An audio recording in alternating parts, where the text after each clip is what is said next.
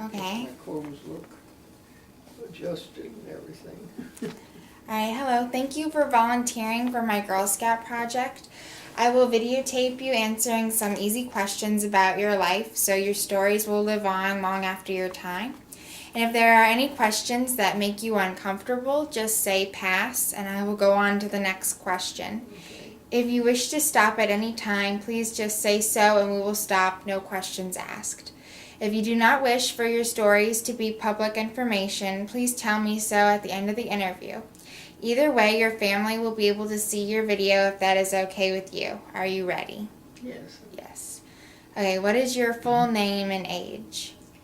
My full name is Kathleen McAllister Croghan. I'm 88 years old. All right, and were you an immigrant or a natural-born citizen? No, I'm a natural-born citizen. Okay, and were your parents immigrants? If so, where were they from? No, both of my parents came from families that had already been here. Okay, what is your favorite childhood memory and why? Please elaborate if you can. I have a lot of pleasant memories of growing up, but one thing I remember is when I was swinging. I liked to swing, and we had a big oak tree and a big swing from the tree, and one day when I was about 7 years old, I was swinging and swinging, and I thought, you know, the rest of my life I'm going to remember how nice it is to just be swinging. And surprisingly, I've remembered it all these years. That would be over 80 years I've remembered that nice day and deciding that I would always remember that. That's good. Where did you grow up? What was it like living there? Was segregation prevalent where you lived? I grew up in Alabama. I lived in several different smaller towns. My mother was a public health nurse, and probably every 4 or 5 years she'd be moved. So I was in grade school in one town, and in middle school in another town, and high school in another town. They were somewhat similar. Of course, there was extreme segregation at that time. Everything was separate. We only saw African Americans as servants, and we didn't have any ordinary conduct. We didn't have any friends. We didn't go to the same schools.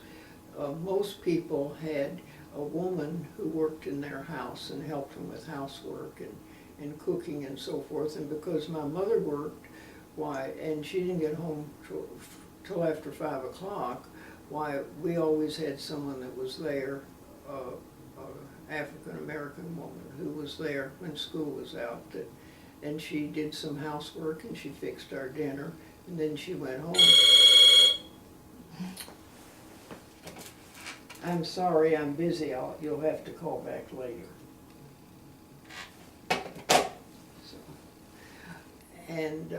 So I adapted to the idea early on that colored people, as we called them, were treated differently than other people, and no one that I knew made derogatory remarks about them, anything like that. It was just a different kind of person that was treated as a servant, or we didn't see them even in jobs like driving, for instance, driving a cab like you would see here. Any of those jobs, we didn't see them. And places like a bus station would have 4 restrooms. Women, I suppose it said, men's restroom, and then then 2 colored restrooms. So everything was separate. Okay. Have you ever met anyone famous or interesting? If so, who?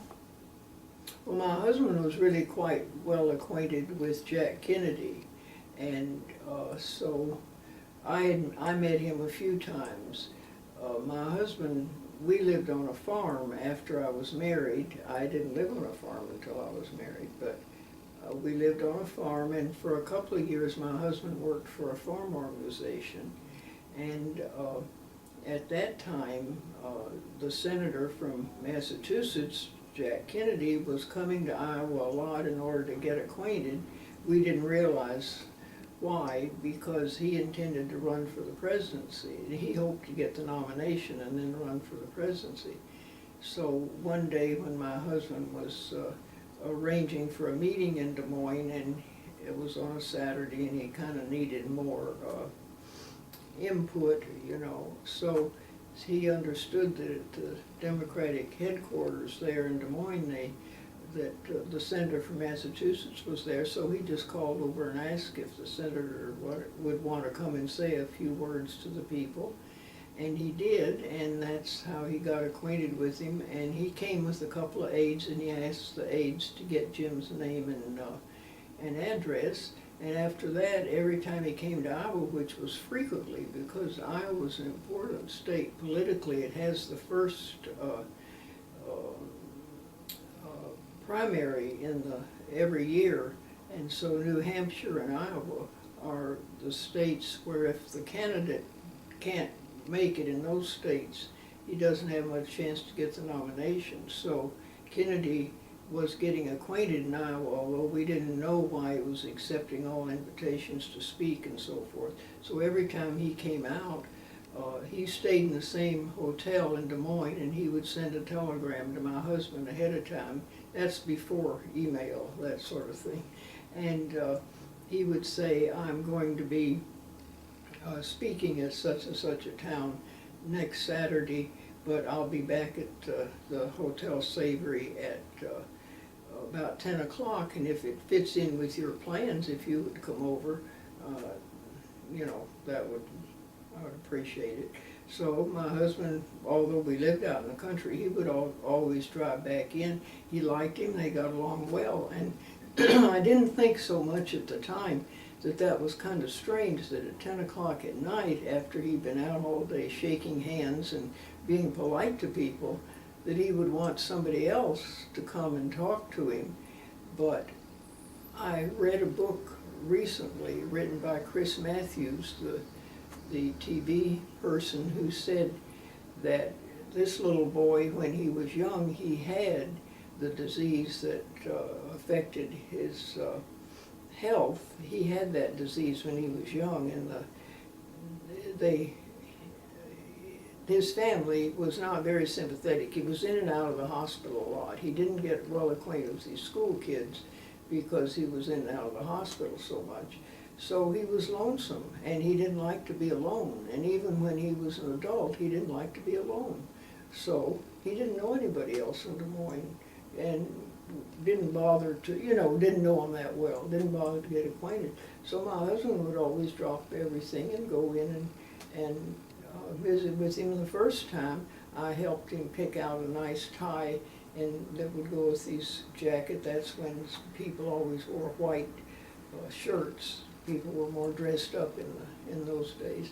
And he came back, my husband came back after spending a couple hours with Kennedy, and he said, you know, it didn't matter what tie I had on. He was in the shower when I got there. Well, see, we didn't understand then. He had a very bad back, and one thing that relieves your pain in the back is hot water, a shower like that. So when he got back to the hotel, he would always go in the shower and wait, and when Jim came, then he'd get dressed. But Jim said he just put on khaki pants and a t-shirt. Today, a lot of people wear khaki pants and a t-shirt, but at that time, that wasn't, you know, people dressed up for things. So Jim thought, well, it didn't really matter what kind of tie I had on. He didn't even have on a tie. Okay. What's the most fun or interesting thing you have ever done? Feel free to brag. Well, I would say one thing I did that has brought a lot of interest to my life is when my children were in high school, we kept foreign students from Kuwait. We would have one boy live with us a year, repeat his senior year from Kuwait, and learn the language better, learn American ways and so forth. And then we helped him pick out his college, and he would go to college in this country. And the Kuwait government paid for it, but they had learned if they just sent their high school graduates over here. It was such a change of everything about the conditions here that they just didn't stay. So this way they had a year to get acquainted with our ways, and they were delightful boys and we really enjoyed it. I had kids that were in high school and middle school at that time. So all these years we've kept up with them, they've kept up with us. They still come to see us. In fact, they send their children to college here, and we're kind of honorary grandparents to their children then. And so it's really enriched our lives. I'm really glad I did that. Yeah. Okay. Were you involved in any wars, or was anyone you loved involved in any wars? Explain. Well, I was a senior in high school when Pearl Harbor, Hawaii, was bombed. And so that changed everything. That happened in December. I graduated the next May. But although there was a draft, it was affected people over 21, but a lot of the young men who were finishing high school enlisted. Everybody felt very patriotic about that war because they felt we had been attacked from outside. It was different than things that happen now, seem pretty far away, but there was a lot of strong interest. A lot of people volunteered for the war, and in the end my brother went. He was in the Navy, and one of the boys that I knew quite well died. He was a navigator on a B-17. That's a big plane, it's a bomber. And he was stationed in Italy, and they were bombing Yugoslavia. They did many, many missions to Yugoslavia, and on one of the missions the plane was shot down into the Adriatic Sea, so he died. So that, of course, when you really know someone well that dies, that makes a big impression on what war is really about. What is the greatest injustice you have ever witnessed? Explain. Well, I don't think I have personally witnessed any terrible injustice. You know, I don't think that applies to me that much. I think I've been fortunate in that I haven't been involved in anything like that. Okay. Tell your favorite story about your spouse. If you don't have one, tell your favorite story about one of your closest friends. Well, maybe I'll tell you a story about my father-in-law. My father-in-law was quite ill from a disease kind of like leukemia, blood disease, and he was at home and going to live for a few days. And all of my husband's family, including my husband, had nice senses of humor. They didn't tell big jokes, not that kind of sense of humor, but they saw something amusing in a lot of things. So Jim's dad was lying in bed. You know, everybody knew he wouldn't live very long, but he was conscious. And so his sister-in-law came to visit, and she sat down in the chair beside the bed. And of course, my father-in-law was 70, and she was about that age group, so she kind of dozed off, and he'd had his eyes closed. He opened his eyes and he looked over at her and he said, "Well, I see the wake has started." Well, see, that's an old Irish thing. When Jim's family were Irish, and in Ireland, when someone died for 3 days, people sat by the casket before the funeral, and that was a kind of a superstitious type thing they did, and they called it a wake. So he still had a lot of that Irish way about him, so he said, "Well, I see the wake has started." He opened his eyes and said that. That was the last words he said. He died the next day. But we thought, well, that's Bill, you know, that would be him, that he would see something kind of funny in everything. Right. Talk about your children. How many did you have? How fun were they to raise? Well, I had 4 children. I had a girl and a boy, and then a girl and a boy. And one daughter, the second daughter, died in a drowning accident when she was 24. But all my children grew up to be, you know, nice, good people that had interesting lives, and they all lived. The three surviving children all lived not far from here, so I get to see them a lot. And I have 9 grandchildren, and 3 are still in high school, and the others are grown up. I don't have any great-grandchildren yet. Nobody's married yet, but out of that generation. Okay. Have you ever broken the law? If so, were you caught, and what was your punishment? Did you think it was fair? Why or why not? Well, the only thing I can think of is driving over the speed limit. I really don't intend to drive over the speed limit, but sometimes I look down and I am. But so far, policemen's never noticed, so I guess I've gotten by pretty easy. What is your favorite holiday story with your family or friends? Why? I can't think of any certain story about holidays. We've always, Christmas is big for our family, and we always all get together, and that's our biggest holiday. Alright, what other interesting stories do you have? Please share as many as you can think of. Well, I will say, almost by accident, my husband and I have gotten to know quite a few prominent people. I mentioned about President Kennedy. As it happened, the couple who are our best friends for many years in here, after about 25 years, he, not at first, but later he was appointed to the cabinet, and so they had access to a lot of special events at the White House and so forth, so I got to go there to several parties. I know one kind of funny story, when President Carter was president, Helen, the other family had 7 children, we had 4 children, and they were all close in age. So their youngest son and our youngest son were about the same age. They were teenagers, and we were invited to a party at the White House, I'm sure, because the Berglunds, our friends, put us on the list. So we were going to go through a receiving line. So when we were still home, Helen said to me, "Now think ahead of what you're going to say. There'll probably be a receiving line. Think ahead what you're going to say."